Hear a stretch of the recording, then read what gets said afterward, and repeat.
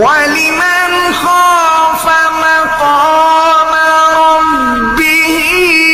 جَنَّتَانِ فَبِأَيِّ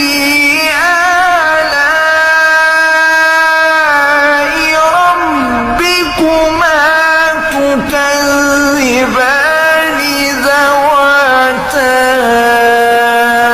أَفْنَانٍ فَبِأَيِّ آلَاءِ رَبِّكُمَا تُكَذِّبَانِ فِيهِمَا عَيْنَانِ تَجْرِيَانِ